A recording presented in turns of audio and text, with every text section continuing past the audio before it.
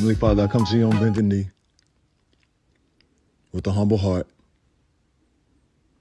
asking forgiveness for the sins that I commit, knowingly and unknowingly. Thanking you for your grace and your mercy, your guidance, your strength and your wisdom. Thanking you for your presence. Thank you for the blessings. Thank you for your Son, your word, and your spirit. Heavenly Father, I pray for health and wellness for myself, my immediate family, as well as extended family and friends. And Father, I ask you for financial abundance, not to exalt, but to provide and protect as always, and influence the world around me. I desire to make you proud. I'm lost without you. I submit to your will. I surrender to your service. Guide me to the path that leads to your purpose for my life. I love you. And I'm grateful for your love. And it's in your Son's name that I pray for peace for all. A Goodman. Guys, we're here. Welcome. Shadow in the Empty Chair, where we talk about psychological factors that influence our ability to be at our best, our ability to excel, and our ability to optimize our performance. I think I've discussed with you all already how I attempt to try to define my own greatness.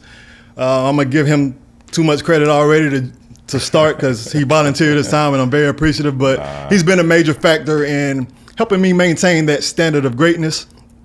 Just by the way he carries himself, and I consider him a brother. And before I attempt to replicate our many inspiring conversations, I just wanted to say thank you, because if he would not have volunteered his presence to be here, I'm not sure I would have been motivated to get out of my comfort zone and try to mirror those conversations to share on these platforms. So, brother, thank you. NFL Hall of Famer, 3-time Super Bowl champion. Yeah, he's shaking his head like, keep on going, keep on going. I cut it short because I was like, man, y'all read up on him after I give you my part, because it was 2 minutes. No, go ahead, keep going. 2 minute list. Minority NFL owner with with Las Vegas Raiders, World Series professional poker player. I had to put that in there, and soon to be inducted into the South Carolina Athletic Hall of Fame this evening. Welcome, my brother, Mr. Richard Seymour. It's certainly an honor and a pleasure to be here. Well, first, I know you're asking the questions, but I got a question to ask you. Off the rip. Start out. So, obviously, I am here for the South Carolina Hall of Fame. Yep. And you already been inducted. Okay, thank you into for that. the South Carolina Hall of Fame. I don't know if I like what this but question I going. will say I didn't get the invite to your ceremony. And I wondered, did it get lost in the mail? What happened to my, I don't even know when you went in. I think I just saw your name, and I'm like, man, I'm doing the pod tomorrow. I didn't even know my brother is already in the Hall of Fame, and I didn't even know he was. So to my guess, I have mental health issues, and I say that in all seriousness is to say it takes a lot for me to ask even the people I love for their time, because I value their time. Right. And when I'm being highlighted for anything, I just don't consider it a serious thing. Indeed, man. To me, those accolades are great for people who are rooting for you, but for me, they're accolades that are hollow unless I can be here having a real conversation with some real substance, and then it's worth talking about. So I didn't give it to you at that time because I wasn't in this place of comfort to have this conversation. I get it, but it was well earned, well deserved. I followed your career. Obviously, I was at the University of Georgia. You Gamecock, but I've always followed your career. I appreciate and just admired you from afar. And then our kids went to school together, and the wives actually connected before we did. And said, you two should get together. And then from that moment forward, it's just been, you've always been who you've presented yourself to be. And that's one thing for me that I've always admired about you. It's been, not only the brotherhood, but just the transparency, the authenticity, the vulnerability, in a positive way. Right. And nothing short of a brother to me. So thank you who you've been. I always call and lean on you for advice. And I know you say, man, I call you all the time, C, for something. But really, I lean on you more than you lean on me, just in terms of, because you're always very thoughtful, very giving, very understanding, and can really articulate your feelings very well. So a lot of times I call you to say, well, Dre, how should I be thinking about this? And, just from that brotherhood, because, what you've experienced, like our backgrounds have been different. Right. But like, I think relationships work because you add value on both sides. And I think that's one thing for us. We've both seen the value that we bring to one another. So again, that was huge, definitely unexpected, man. But before you came in, or even when you went to grab your coffee, yeah. I told Kelly, had it not been for you, I wouldn't have been doing this, man. Well, well, here's the thing. A part of me knows that, but a part of like being a good friend is also seeing that and just continuing to give you nuggets. And I was like, bruh, this is you like, this is your space. I can always tell you're fulfilled when you're able to, express yourself in this way. And so for me to just be a small part of it, again, like I said, I'm honored. And, I think it's a way for you to not necessarily just give back, but just be at peace with your journey as you continue to move forward in terms of husband, father, manhood, friend. And, like I said, I've always admired who you've been and been a true brother. So off the bat, you all should, if you follow me at all, you all should understand why we align and why I'm actually here. Because without the alignment, I wouldn't have the motivation to do that. Because he's always told me iron sharpens iron, and I can tell what he meant. Because every conversation, I always walked away with something valuable, man. And I was like, okay, now this is what I'm looking for. Like that's something tangible. Because something inside you moves, so you can't fake it. Because you feel it, and that emotion you can't hide. So if I can't express it in an authentic manner, I'd rather be quiet. Right. So to get into the first question, though, we're going to start with competitive greatness because I try to talk about topics that I share with the audience up front. The Patriots dynasty, man, recognized as one of the greatest dynasties in NFL history. Right. Just share your experience and share anything that you still maintain in terms of those little nuggets that help you continue to be great in your personal life today. Yeah, well, I mean, here's the thing. Like, coming out of college, you never know where you're going to go. You never know where you're going to be drafted. Like, so when I was drafted out of college, I said I wanted to go play somewhere warm or on the West Coast. And lo and behold, I get sent to the cold in New England. And first of all, I didn't even know where New England was. I'm like, well, what is New England? So I knew it was north of the Mass Pike. The year before, Robert Edwards, who was a running back, he got drafted to the Patriots. And then he came back and was like, hey, they've been asking about you. Wow. And so I knew it was on the radar to a degree. And then and I knew some of the players that was there, Ty Law, Willie McGinnis. I knew some of the guys that were there. Drew Bledsoe had just signed a $100 million contract. So obviously being drafted by Coach Belichick was a huge honor within itself because I consider him to be one of the greatest minds to ever really study football and know football. Absolutely. Coach Lawrence Taylor, So for him to draft me out of college, it was a boost of confidence coming in. And I was a young player coming out, and I was very fortunate because I was drafted into a situation with a lot of older guys that really taught me how to be a pro. Like I was the young guy that was talented, but like they taught me the nuances of the game, like, how to take care of your body, how to study film, all the little intricate details of being a pro. And this had really nothing to do with like winning at this point. Right. Because we were actually, we were coming off of a 5-11 season. So, like as a player, you coming in, first round draft pick, you usually don't go to really good teams. Right. So I was very fortunate to go into a situation that, for one, had a lot of veteran players. And at that point, too, they had really good ownership, in terms of the Kraft family. And then, with obviously Coach Belichick and the regime that was there. So I think for me personally, I learned so much. Like we can have a whole segment on just in terms of what I've understood and learned from Coach Belichick in terms of the mindset. Like, it was always staples and like pillars that he always spoke about. And, you know, so one of them for me that always sticks out now is ignore the noise. Mm-hmm. And really what that means, you know, like, it's always going to be distractions. Like, things going to come up all the time that can really take your attention away from what's important. So in life, like, it's important to stay focused and keep your blinders on. So, you know, ignore the noise, do your job, which a lot of people have probably already heard, do your job. But what that really means is for me, as when you play the ultimate team sport, 11 guys on the field, but I can't compensate for someone else's job. Right. I have to do my job, and then if they're not doing their job, we'll get somebody else in there to do their job. Or if I'm not doing my job, they'll get someone else in to do my job. Right, so I always felt like I didn't have to do anyone else's job. And then it was a sense of like accountability where it didn't matter if you were the first pick in the draft or a seventh rounder.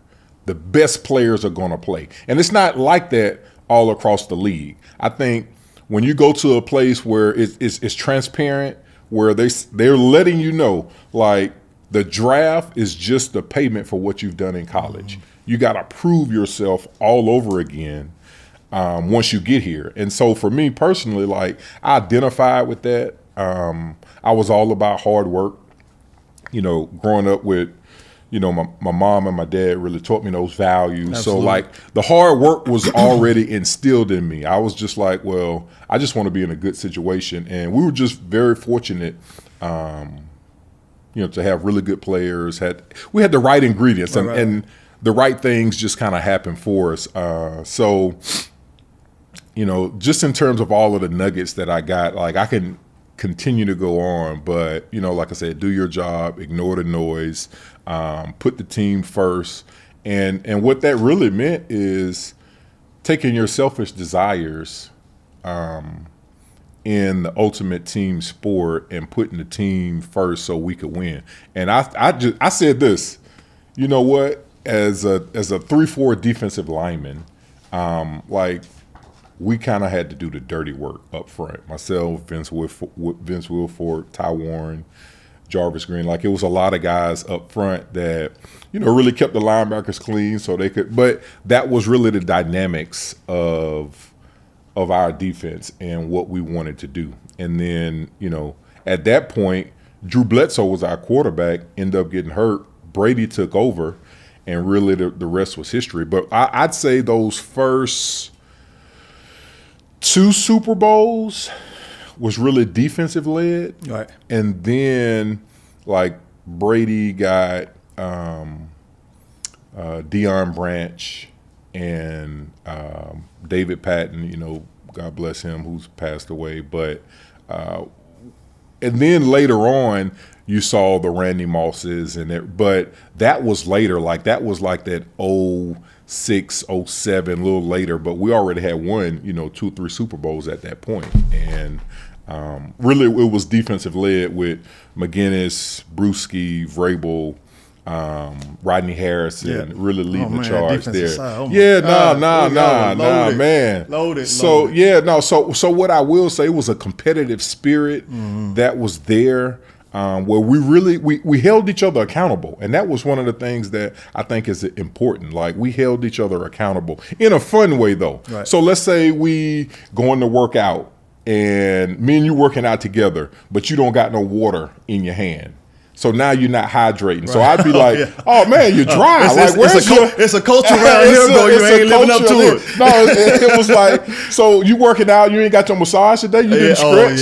I got in here early. I'm already stretched out. I did the hot tub. I did the cold tub. I watched film. Like, so it was a competitive spirit that, you know, that was infectious to be around. And you didn't want to be the guy that is coming in late, hadn't watched film, hadn't done these things. So it just was a great environment to have fun, hold each other accountable, laugh, But when we stepped on the field, like, it was business.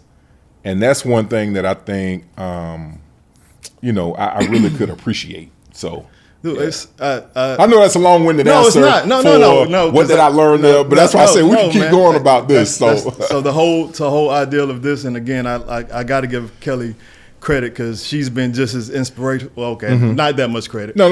She's been inspirational as well. But the one thing she's always told me was to stay true to my brand. So the idea of these conversations is to not be scripted. Right. And if I can't have this kind of conversation, like as a therapist, and this is what I'm trying to do without my guests knowing, this is a therapeutic session for me. For you, we're talking about the performance and the psychology part of what makes you great. But for me, this is how I am as a therapist. So if I can get the right question to get the right answer out of you, I don't have to say nothing else. I can just let you go. Guess how much I learned about you, bro? Just by listening to you without interrupting and then making it light, because this is just locker room talk. So gentlemen, I say mental health and wellness, but I can turn it into locker room talk. You don't know it's mental health and wellness. It's just good for your psyche. But for me, it allows me to incorporate mental health into these conversations. So I took notes while you were talking. I was paying attention the whole time. Excel in your role when you're talking about doing your job. Excel in your role, that means you don't have to compare yourself to anybody else. Just be great at being you. And guess what? If you do your job well enough, you can shine as you. That's enough. Whatever accolades that come with that, so be it. But you don't think I can be at peace with a 10-year career with no accolades if I know I gave you that energy, because that's what you're looking for. And you went into the ideal situation. Like, that was a dream situation, just how you described it in terms of it nurtured your development, and you took it all in. And Shador caught hell over the draft because he was looking for that kind of situation and maybe over exaggerated his leverage, which happens, but his dad is his dad. So I can't blame him for that. But the thought of that's what every player is looking for. We all want to be in a nurtured environment to get the best out of our abilities. So, for those that did give Sanders a hard time, just give him some grace for that, because I imagine that's what his dad wanted for him. No, certainly. Well, let me just add one thing in there too. And I know you said, and I tell my kids this all the time too, in terms of not comparing yourself to anyone. And it's difficult to do, especially when you're in a competitive environment. But I tell them all the time, I just want the best version of you, whatever that is, because you can't control, nor should you control, how good someone else is at whatever that they do. Like, that's their God-given ability about, whether it's sports, whether it's business, whether it's life. You can't control how good someone else is, but you can control everything about you. And I tell them all the time, like, I just want the best version of you, whatever that is. Like, if you're a C student, like, be a C student. But if that's the best that you have in this space, like, I'm totally comfortable with that. Like, I love that, bro. I love that. I take that. Like, at the end of the day, I take the C student who's giving me everything over the B student who's just A plus guy. Exactly. Who has the potential to be better. But I think what often gets overlooked in sports or whatever, and you always see it at the combine, like, they can measure everything, but they can't measure what's inside. They can't measure, like, the intensity to detail, like, how bad that you want something. And I think for me, like, I want to be with guys because that's like that, like, at the end of the day, that's what it's all about. Like, if you giving me everything, I can say, you know what, I ride with him. I'll be in the foxhole with this guy all the time. Versus somebody who may be better, but they just kind of going through the motions. You don't know if you can depend on them. Like, that's a part of life where it's like, no, we need all of you. Man, I'm over here smiling because I wrote in my book, which is somewhere around here. No, you gave me that book too, and I will say, as a brother, you bought it, bro. I said I remember what you sent me. As a matter of fact, I bought multiple copies. You sent me the multiple copies, but I remember what you told me. You was like, bro, I'm too close to you to read it. No, it is, and that's the heaven's truth. I said, you know, because I talk to you all the time, and I like this interaction. And you've been very transparent in things that you've dealt with, but I think it felt too personal. Yeah, I get it. I think that's what I said. I said I get it, bro. Yeah, because I might have felt the same had it been the roles been reversed. Yes. So I get it. Yeah, but I'm laughing because I put in the book about alignment, and there's this number 1111 that from a numerical standpoint means that you're aligned with your purpose. And I wrote about that in my book. But I was smiling because you were talking about intrinsic motivation, and that was the next thing on my. I was like, oh, he's leading to the next one. I still had notes on the back where I had to talk about some other stuff because I did want to say I got a taste of the culture because I had Coach Saban, which in my mind the same mentality regarding football philosophy, practicing so hard that the game is a lot easier because you're prepared for the moment. Right. And then I had Josh McDaniels who brought a little bit of that as well, but I had Ty Law in Denver, so he gave me a little taste of that as well, man. So I understood exactly why you all were so great, along with obviously the talent you all had. What else did I have down here? Yeah, it was the compete within yourself because you said not to compare yourself to other individuals, and you stressed that with your kids. And my whole concept in terms of I have a algorithm that I use to make sure that I can be unique in my approach to every single client. But I have like 6 different things that I try to touch on. And the whole point of it is this ideal of your personal identity being tied to your ideal self. Because from an analytical psychology standpoint, the self is self-realization. That's you maximizing your ability. So the ideal of you being able to simplify the complexities of life allows you just to compete within yourself, to where you can block out that noise that you're talking about. I operated like I didn't articulate it that way. You broke it down. But in that's the what I took way. from. That's what I took from. And I took that. I took away that because that's how I approach life. Right. Like people say, Andre, you got ADHD, and it's like, okay, I actually do see the symptoms. So yeah, they are present, but I mean, that doesn't mean I'm dysfunctional at all times. Right. That's just how I quiet the noise. Right. That's my process. So yes, I'll take the diagnosis, but that doesn't limit me. So when I got comfortable in this space, I started saying, oh, that may be my superpower. The fact that I have to work so hard to quiet the noise has helped me get to know who I am more than anything the outside world can teach me. Right. So I pay attention to less external factors and just compete with them myself. Right. And that's why I was like, oh my God, this is right on par. But let me get my questions. And I ask my questions like I do on my most of my platforms, man. I read them because when I discuss mental health, I like for the message to be clear and concise. And I'm not sure I'll always remember how to state the question to set you up to get your best answer, man. So you talked about our friendship and how it started, and how our kids met in school and our wives met first, and we went to a fundraiser at Hammond, and we went to dinner after that. Right. And we just had a blast. Doing nothing. Indeed. Other than conversing. Sean and TJ was there, which became our little trio. We started going on vacations together. And that's when most of these conversations started to happen. But the common theme was always, oh, he really is trying to leave a legacy. So get this question right, what is the internal motivation behind the legacy that you're trying to leave? Oh, that's a great question. It is. Give me credit for that one, man. No, it's very thoughtful. You know, I think I've always, from a young age, I've always wanted to make my mom and my dad proud.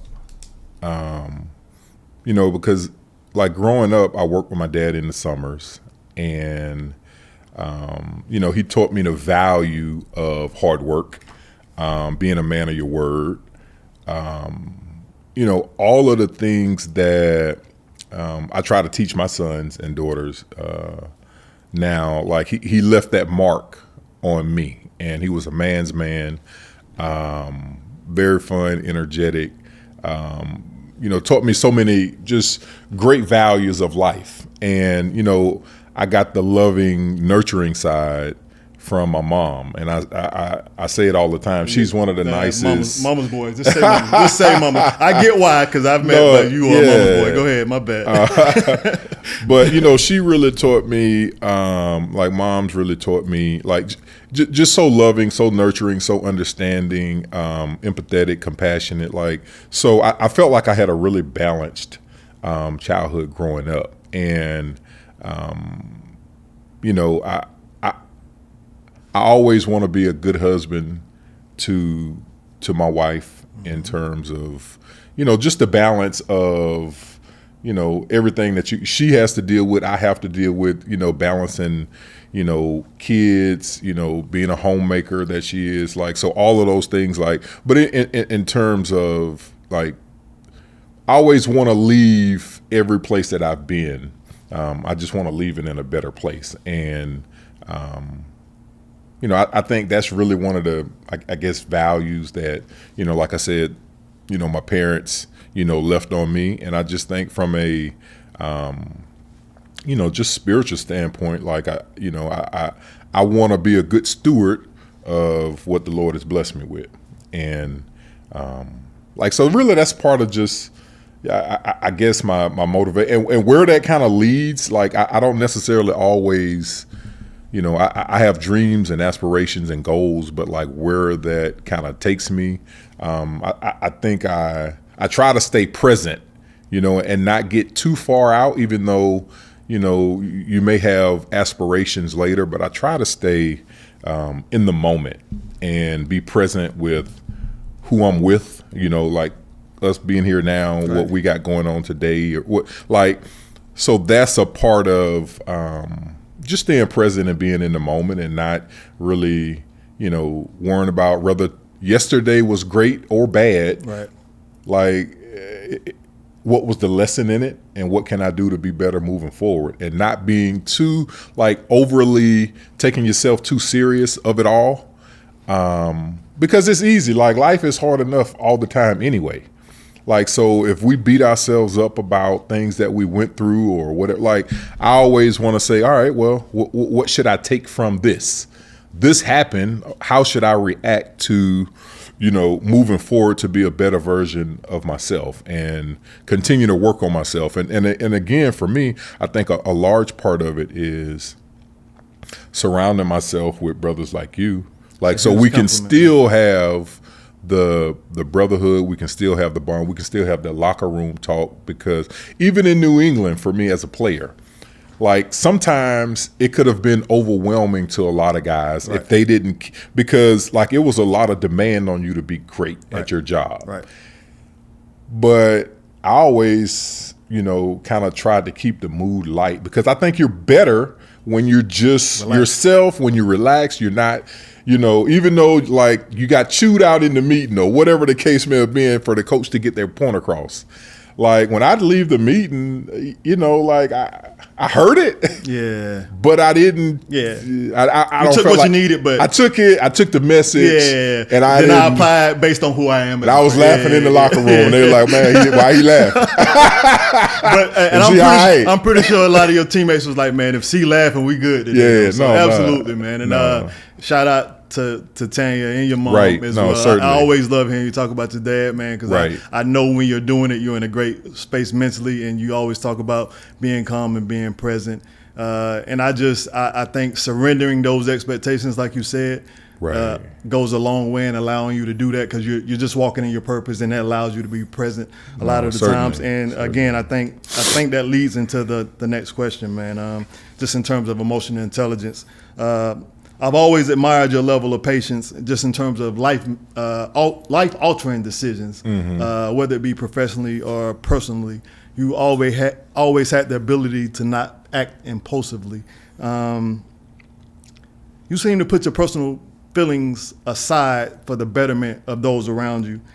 And even, I think, when I watched you at on Channing and Ryan and Fred's A Pivot podcast, you mentioned, because I was at your Hall of Fame induction in Canton, and that speech was, man, I'm actually getting chills now, because the whole time I'm saying, damn, that's my dude, man. Like, that's the dude I know up there speaking. He's not. Because you did, I think you said, Dre, what you like this intro? Because I'm thinking about using this as an intro to my speech, and I was like, yeah, bro, you are. Like, I ain't got nothing to add. Well, I told you that, we always bounce ideas. So I called you. I was like, this is kind of where I'm headed for the Hall of Fame ceremony speech. What do you think? Because I've always, just valued you in that way. I don't, man. When I say I don't minimize that means the world to me, bro. No. But so when I saw you up there, I was like, that's my dude talking. And my favorite part of the entire weekend was the night before when they separated the families in the rooms. And it was, I don't know how many rooms it were, but they took all the inductees around. And when you got to the room where where your family was, the applause, bro, I was like, oh my God. And the whole time I'm looking at your family's reaction, your family and friends, because I'm saying, oh, they see him how I see him. They see him the same. So that to me is, oh, dude's consistent. This is who he is. He ain't putting on the show. That was a special weekend. And I said, like, I didn't have any expectations of that weekend going into it, because I was like, whether you get into the Hall of Fame or not, like, my work was done. So it was really up to the voters, the writers, whether you got in or not. Right. And I always kind of stayed away from it a little bit. Like, I was like, well, my work is done. But I will say it was one of the most special moments that I've had in life, because when I say football heaven and being a part of the greats and being in a room with the elites and listening to the stories that they have to tell. Touching that bus. And I'm just telling you, so they do a luncheon every year. It's called a Ray Nitschke luncheon. And I remember it's only the Hall of Famers in there, no one else. Right. And I remember Mike Singletary got up and said a few words. And here's the thing. As a player, I never have felt the desire to want to get back on the field and play. Wow, bro. I heard him speak. I heard him speak as he was my linebacker. And the hair on my neck stood up. Mine's standing up now. I ain't got no hair. It's standing up. Dude. Oh, bro. It stood up and I was ready to go. Oh my God, I was like, man, that's why you were radiating that night. That's why you were radiating that night. I know, I'm telling you, it was a special weekend, but for me personally, like it was just a time where I could share those stories and really think about everybody that is poured into me and gave me my foundation. Mom, dad, aunts, cousins, people taking you to practice, coaches, the tutelage, like everything from 20 years of football. It was an opportunity for me to just share with them what they've meant, from trainers, it's like, here's the thing. They tell you got like 7 or 8 minutes, and you can't thank everybody that's meant so much over your career. But I didn't know it was going to be that special, but it was beyond anything that I could think about. That's football is really meant to me. And, like that honor is my legacy. And I was just totally blown away by that weekend. So I don't mean to kind of hijack you did, that man. When you see my face get like that, it's like an aha moment. Because I did a speech a while back, and Kelly helped me with this as well. Yeah. With United Way, because I did 18 months working over there, and I got to work in a neighborhood that was in need of like dire resources. So I really got to touch the community. Right. So I tried to stay tied to United Way even when I left. And then maybe a few months back, I got to do a speaking engagement with them with the program that was getting introduced when I was on my way out. So I was a part of the initial discussions when they were trying to bring the Young Man United program there, which is about a young black man and trying to take them from a high school level to a college level and support them and their families throughout the entire process by introducing them to things they would not get to see otherwise without United Way support. So I got to do a speech for those young men, and it felt amazing because it felt like a full circle moment. But in that speech, I brought that moment up because I was like, man, I saw my dude on stage, and how you were talking about Mike Singletary, like I felt that watching you. I was like, oh my God! And the thing that you said on the Pivot with Shannon and Fred and Ryan was, because I think one of them said, man, how was that speech so great, and why are you so humble? Why are you always talking about other people? And you always said, man, you got to take yourself out of it. Right. And I was like, oh yeah, I might have to do a podcast. and right after I started saying I might have to do a podcast. If I can take myself out of it, maybe it's an option. And you text me the episode, the information, and you say, hey man, I'll be your first guest. And I was like, first guest of what? You was like, you got to do your podcast. And I was like, so I was like, God, what is, I have to do this, man. It's not even an option at this point. So when I'm in front of the cameras and I'm looking awkward because I really don't want to be there, I'm trying to put my hat on because I don't really want to have the conversation. When I take myself out of it, conversation is easy. It is. No. Well, here's the thing. Like, I think whether it's public speaking, whatever it is, a lot of times you feel that anxiety behind it, and rightfully so.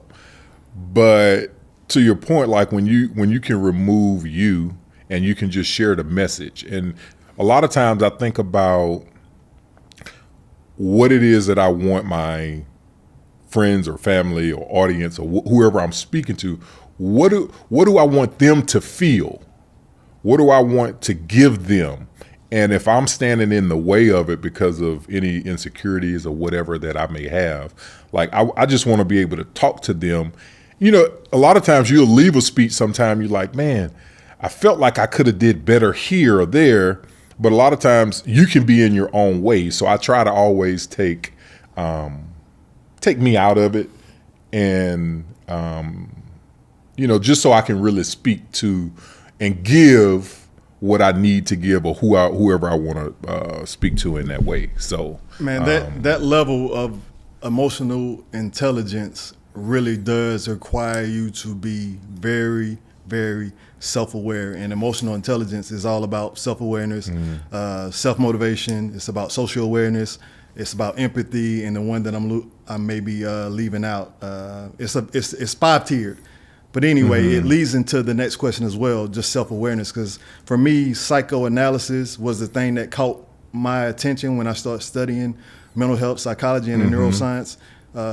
Freud is kind of the end-all, be-all. He's the MJ of the field, because it's when it really sparked this whole mental health and psychology thing. But he was big on psychoanalysis and free association. But the ideal of it is to tap into your unconscious processes, to get to know those internal desires that you have that you wish that were not there, those sinful desires. But it also taps into, man, like there's a moral code to who you are as a person.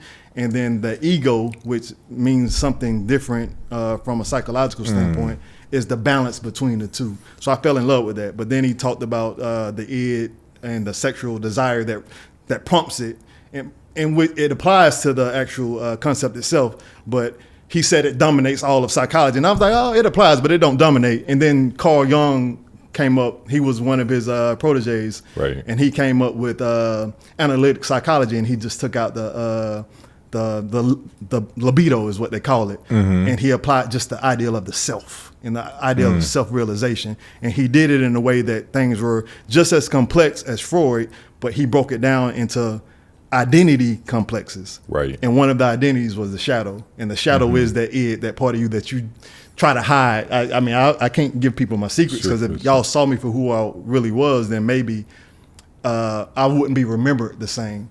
And it took me to have the conversation with myself, which is the entitled part of the book. The empty chair is the idea that I had to take myself out of my own situations.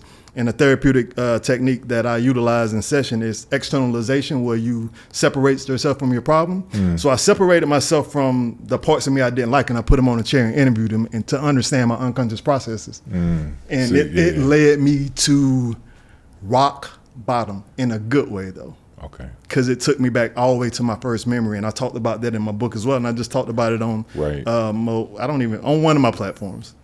But the ideal of understanding who you are means you got to understand all parts of you, even the parts of you that you try to run away from. Right. So when you look yourself in the mirror, you get to see all of you. Right. So I fell in love with it. Next question.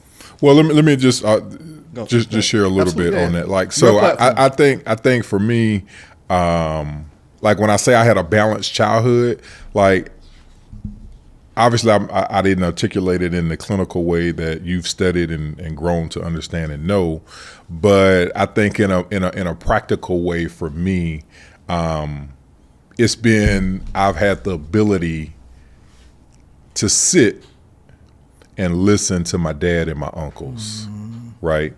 I've had the ability to sit and listen and watch my mom.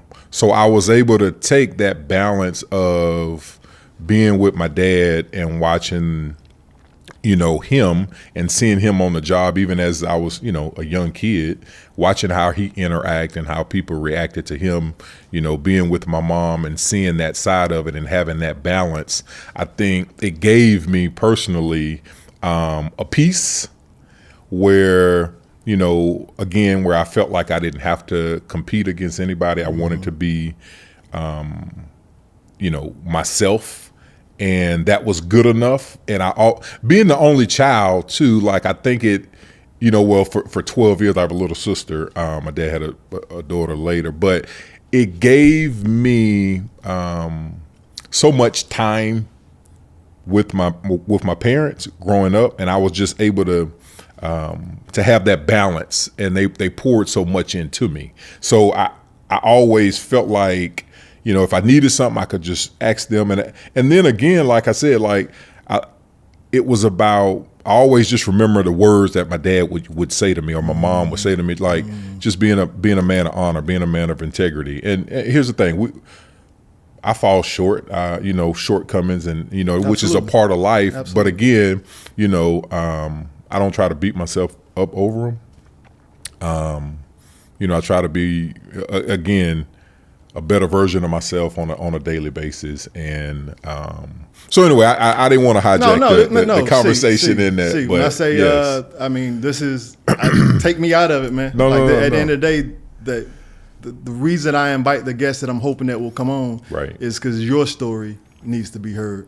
I can tell mine at any time, man. But the idea of people wanting to hear more from people like yourself, I take a back seat, man, because I just told somebody I blend better in the background anyway. No. Sometimes I get caught up in wanting to make sure that the conversation flows properly. But no, this is your platform, 100%. Brother. I sincerely it's good. appreciate you here, and I think, like, again, I'm getting better as a therapist, so I take notes while I listen to you. And all know, I'm actively listening to everything you're saying. Yes. I'm just taking notes as well. But the one thing I circled was the presence of your dad, and not to bring up his situation, because I promised you before we got here, you'd be the one to bring that up if necessary. But from my perspective, I was just talking to my small audience as well about the potential title of the next book being The Shadow Beneath the Tree, because I didn't have that. I didn't have the presence. My mom's always been there, but she's working, so she didn't have the ability to give me what I needed when I needed it. And she, we're looking for adult males to set the example, because I didn't have a role model. It was a tree out front of the little project apartments that we're in, and it was always filled with, the alcoholics, the drug dealers, but sometimes it was filled with daddies that was just getting off work, that was just taking a break before they went home, so they was decompressing.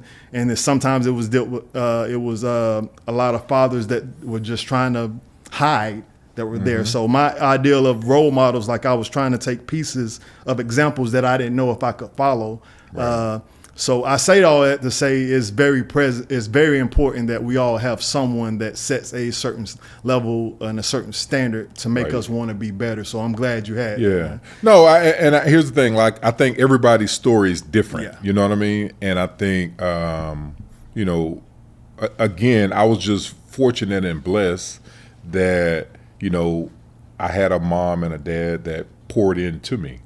And I had uncles that I just remember, like, they weren't Black Panthers, but I just remember them, like, it was a sense of integrity that they walk with. And I always wanted to, my Uncle Tony, my Uncle Bobby, my dad, when they would get together and talk, like, they talk about world issues, they talk about Black issues, like how you should carry yourself, what you should look like. So it was more important for me as a player to keep up with the Seymour name and what that meant in our house than it meant me living up to what the Patriots needed as a player. I love that. Or what the NFL shield stood for. I love that, bro. It was more important for me. Like, I wanted to make sure my uncles and my dad and my mom and my community was always proud of me. And to that point, even like Hall of Fame weekend, I chose my high school principal to be my presenter.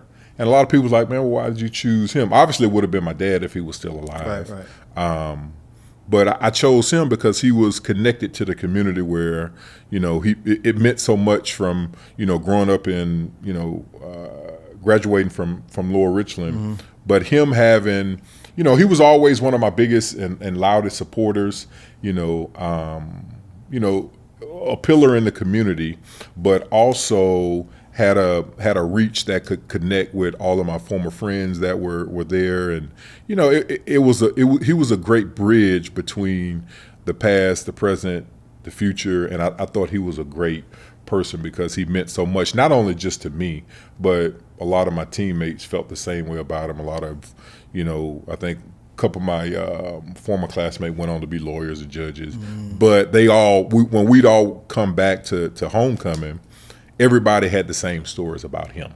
Even my uncles and stuff played, under him, and he was that pillar in the community. So it was easy to select him in that process. And this is just kind of something I apply to my life. It might not be applicable to everybody else, but like when I have the type of connection I think you and I have, once you endorse or stamp an individual, that individual stamped for life. Right. I mean, so that's the reach. Right. Like I don't have to be able. If you can, then that's all I need, Right. and that's how I simplify my entire process. Right. Like if C say, "Nah, Dre, he's a good dude." Oh, he's a good dude because I trust what comes. No, from no, him, and likewise. Yeah, I appreciate that, and I love the ideal of you're talking about your uncles and your dad and having them conversations, and they weren't Black Panthers, but you can tell they had pride in their culture. No, they had pride, and I think that extends. Like you're talking about the conversations they were having, whether it was politics or spiritual, whatever across the board.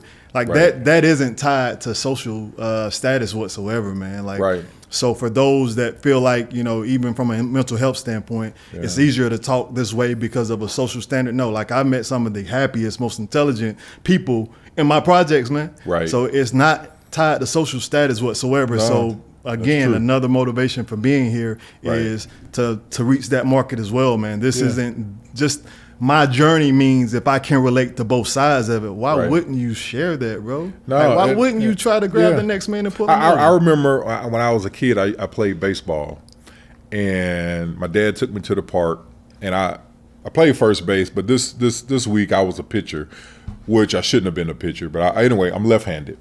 So, a lot of times when you're in the park, like it was some gentlemen there, like they was on the street corner, some older guys, you could tell they had been drinking all day. Right. But a lot of times you may not listen to everybody if they didn't look like they're someone that you should listen to, or whatever the case. So I remember him saying something to me, and when he was approaching me, but he told me, he was like, I see you're a pitcher and you're a left-handed pitcher. He was like, I was left-handed too. But he got a bottle in his hand and he's sipping as he's talking to me. And it could have been easier for me to say, like, and I'm a kid, but I wanted to be respectful of what he had to say. But so I listened to him, and he was like, he gave me some pointers for the game because he was like, man, I was a bad boy back in the day. He let you know what it was. He let me know. But to that point, like I listened to him, and he was like, when you pick your foot up to go to home plate, if somebody's on first base, just pick your foot up and just go to first base with it. Like they don't know you can pick them off when they get But I did that, and everybody that got to first base, like I picked everybody off on first base, and I'm like 9 or 10 years old. But that came from not judging a book by its cover, listening, and I think that's coming, back to your original point. Like you can glean something from anybody. So don't just feel like, man, I got to listen to somebody because they got money or they got status or whatever the case may be. Like I want to listen to the person because everybody experiencing stories or life has been different. And, I just want to be an ear for anybody that may need it. And I want to be able to pull that as well. I mean, again, man, thank you for being here because this for me could not have gone any better because, as much as you want to be prepared for these things, I want it to go well. The reason this is easy is because it's you. So just thank you for that. I'm not. That's the last compliment you get. Just take it in. But just because it speaks to empathy as well. Yes. Like so, my whole idea of what I'm doing now, whether it's writing a book as narrative therapy, creating this platform as a creative therapy, and then exposing myself on social media as exposure therapy. Those are all therapeutic techniques. So I keep telling myself I'm experimenting with human life. Because what is relative to empathy is the human condition. So regardless of your status, regardless of your race, regardless of your political beliefs or your religious beliefs, the human condition is across the board. It's the one thing we all have in common. So if I can tap into that it makes it easier to have a conversation with no matter the audience, because all I'm doing is talking about the human condition. And if you can get those dots to connect, you talk about everybody empathizing with one another.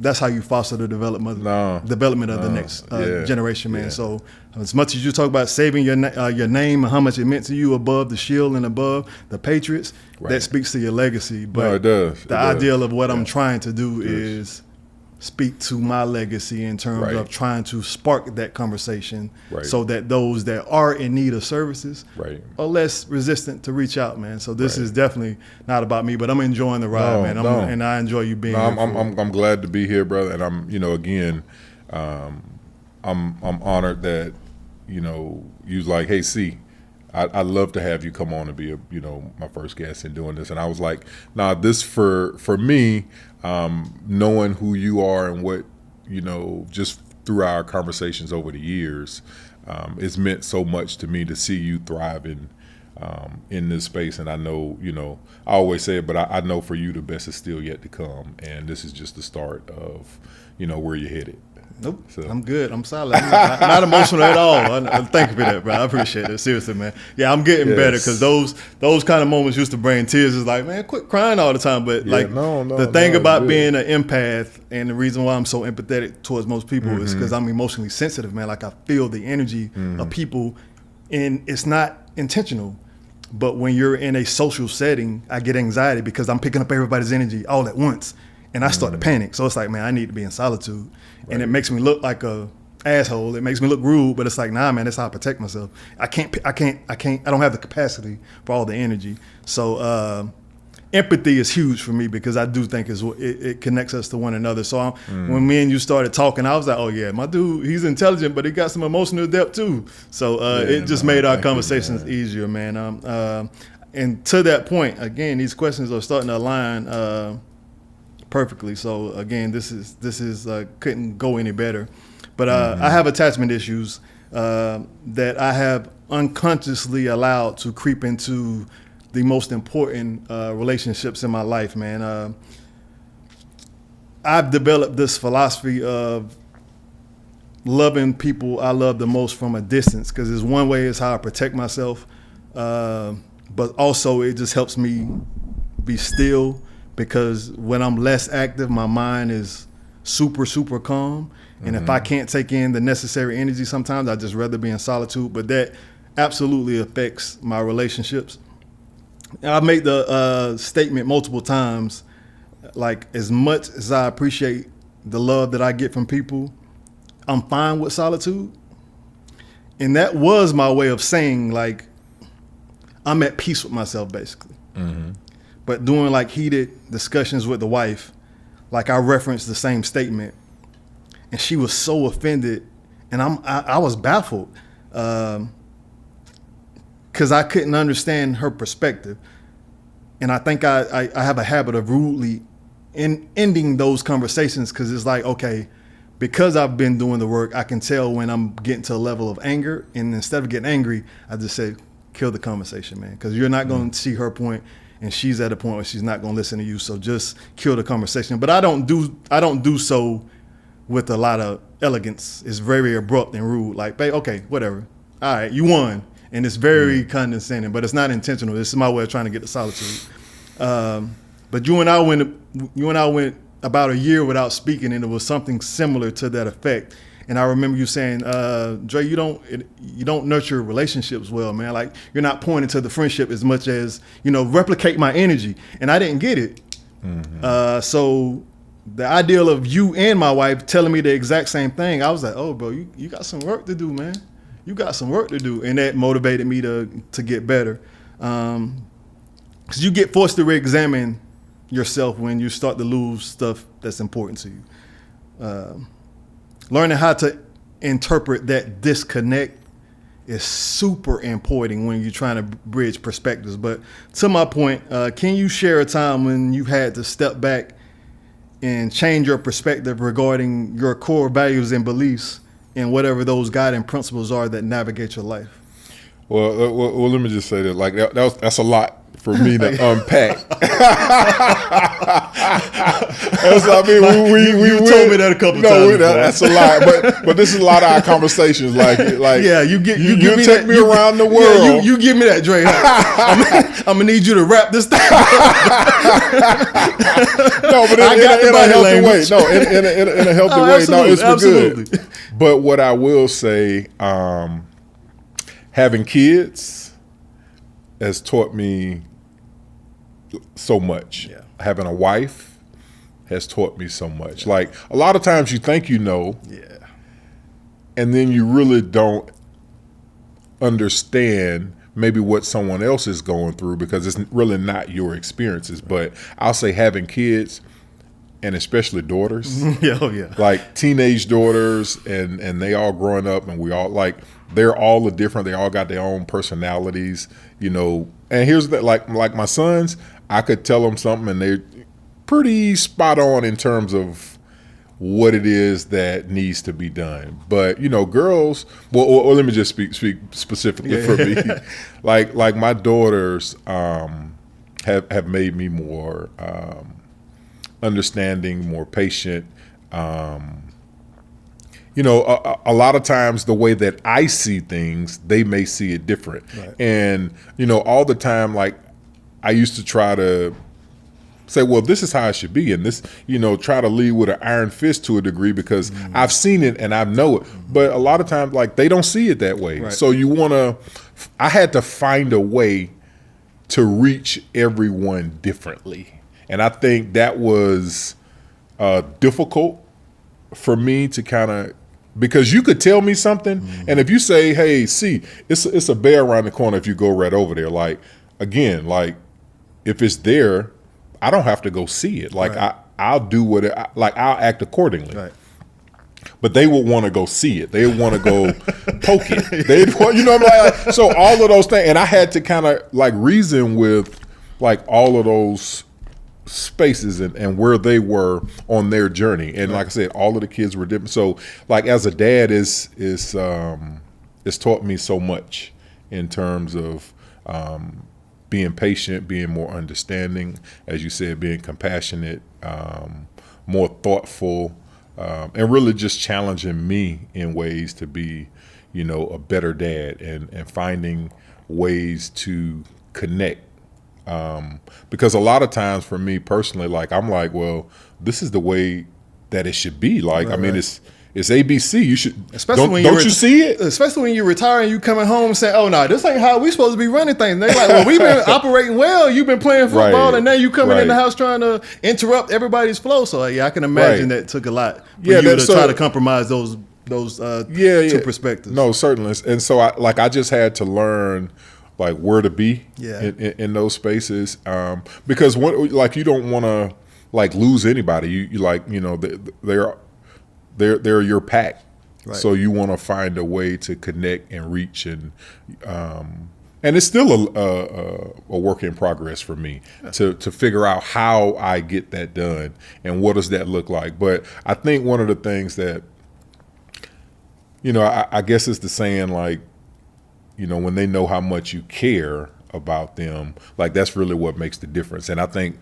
when I'm able to show them my heart and being vulnerable or being open, I don't know if vulnerable is the right word, but like when I can really show them how much they mean to me, then I think the dynamics change in a way. Man, guess what? Guess what I learned in therapy, man? What's that?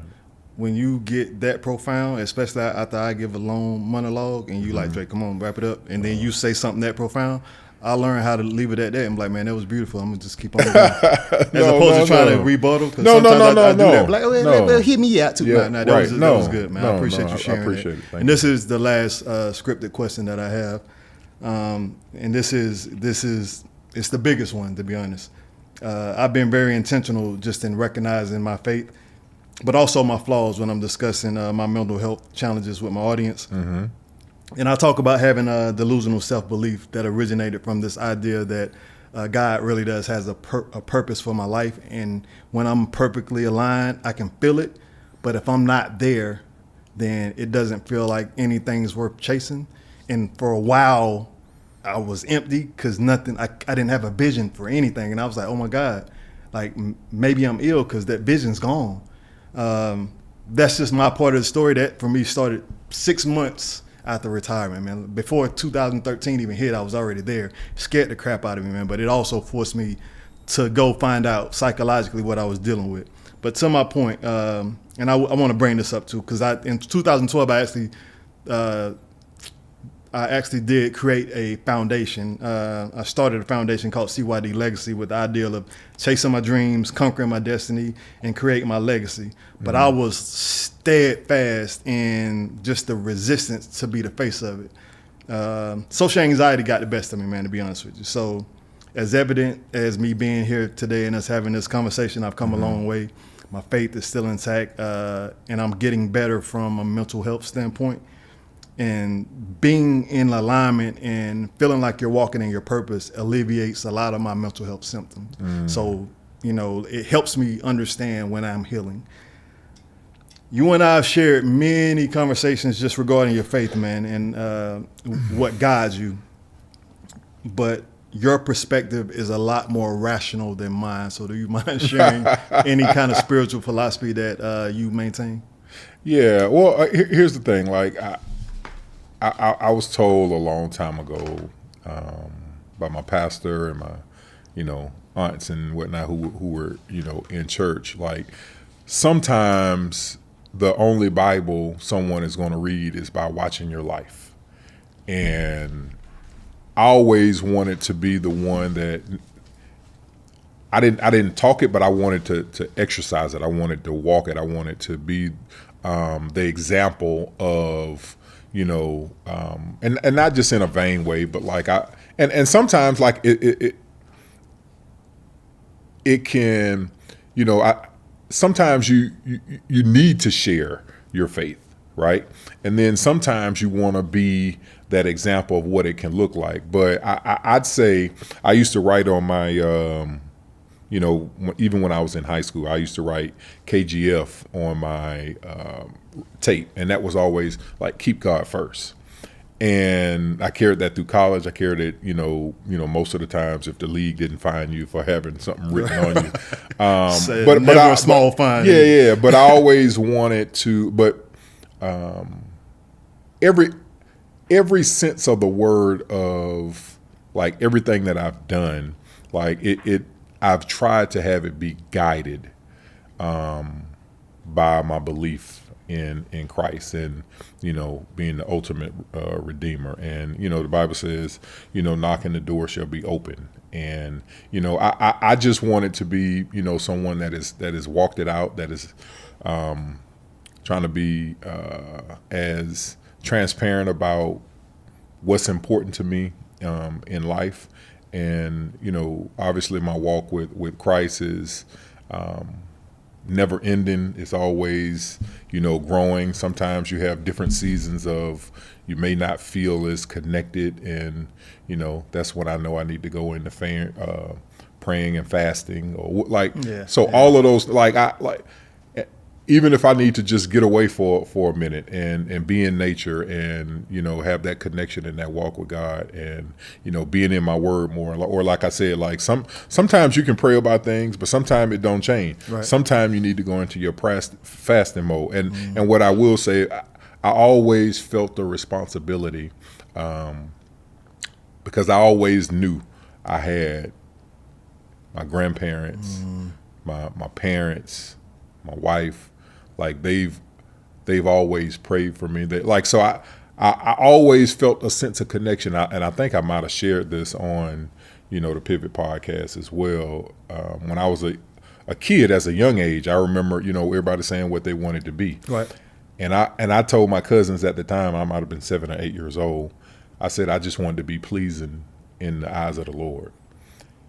And it wasn't like I wanted to be. You did say that. It wasn't that, and I still feel that way to this day. Like I want him to say, "Well done, my good and faithful servant." I don't always feel like I live up to it, because it's, it's just difficult. I mean, and we're human and we make mistakes and we fall short. But the desire that's in my heart, like everything that I do, is I want him to open these doors. and I want him to close the ones that I shouldn't walk through and order my steps and direct my path.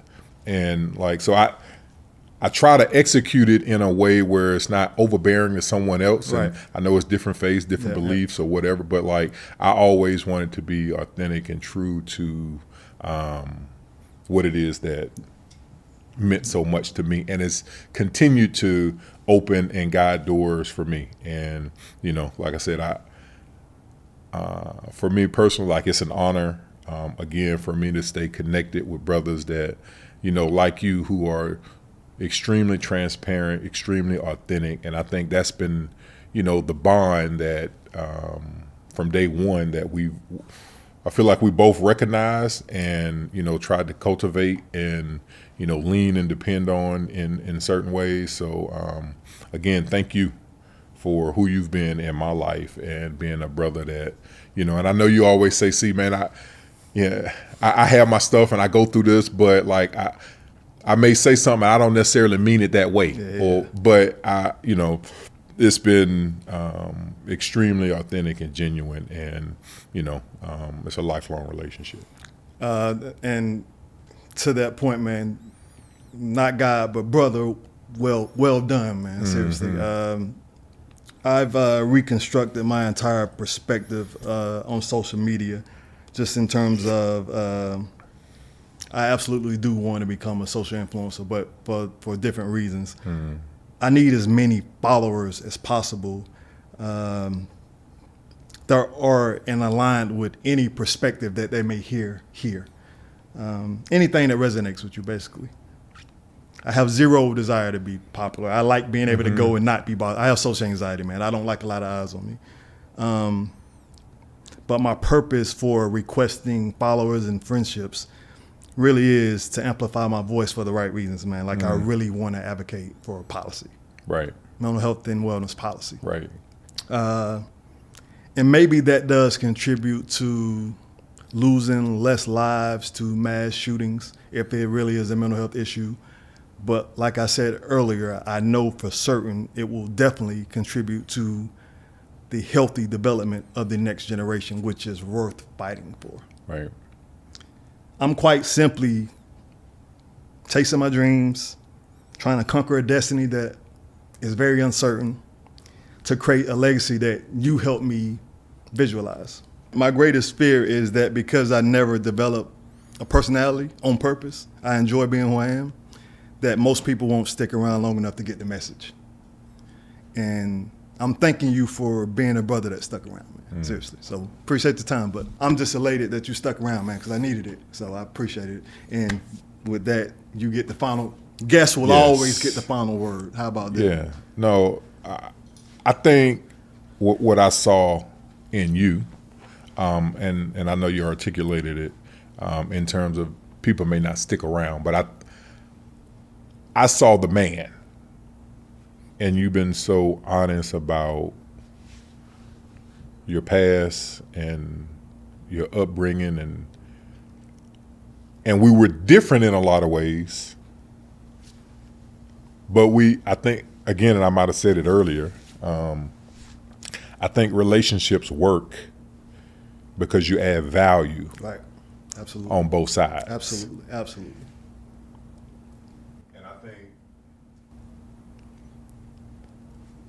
And I don't know if I may have articulated it ever in a way, but even like I never wanted to be someone that has maybe abandoned you or left. I appreciate it. Absolutely appreciate it. Absolutely appreciate it. Couldn't be more appreciative, man. So you're a brother for life regardless, man. I appreciate you coming on, man, because again, I don't know if I could have got through this otherwise. So I appreciate you. No. Now you can cut all that.